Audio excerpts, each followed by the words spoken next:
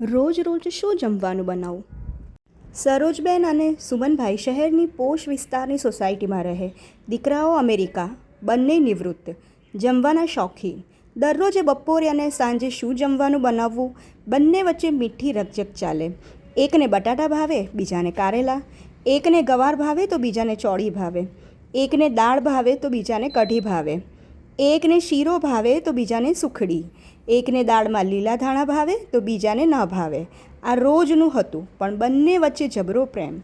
અડધો કલાક મીઠા ઝઘડા બાદ મેનુ નક્કી થતું.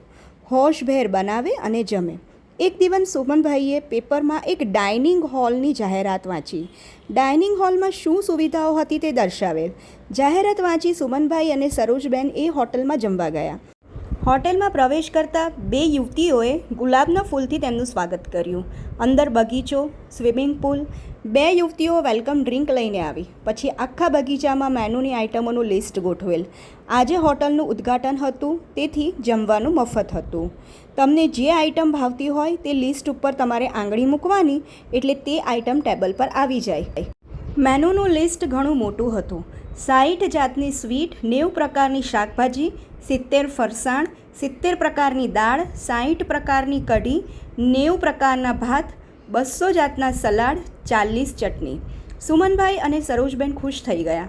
મેનુના લિસ્ટ ઉપર આંગળી અડાડે ત્યાં ટેબલ ઉપર આઇટમ આવી જાય. ભરપેટ જમ્યા. છેલ્લે આઈસ્ક્રીમ પણ 100 પ્રકારના હતા. છેક ઉપરનો ગોલ્ડન સિલ્વર આઈસ્ક્રીમ લખેલ હતો. તેમાં ગોલ્ડનનો અથવા સિલ્વરનો 5 ગ્રામનો સિક્કો નીકળે. તે નામ લિસ્ટમાં સૌથી ઉપર લખેલ. સુમનભાઈએ આઈસ્ક્રીમ ઉપર કૂદકો લગાવીને આંગળી દબાવવા ગયા અને ગબડી પડ્યા. ત્યાં તો સરોજબેન બૂમ પાડી ઉઠ્યા. અરે, શું કરો છો? કેવી રીતે ગબડી પડ્યા? અને સુમનભાઈની આંખ ઉઘડી ગઈ. સરોજબેનને આખા સપનાની વાત કહી અને ભરપેટ હસી પડ્યા. અને આજે શું જમવાનું મેનુ બનાવવું છે તેની ચર્ચામાં લાગી ગયા.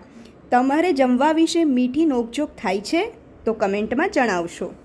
સ્ટોરી ગમી હોય તો લાઈક કરશો, ચેનલને સબસ્ક્રાઈબ કરશો અને તમારા મિત્રો સાથે શેર કરો. ધન્યવાદ.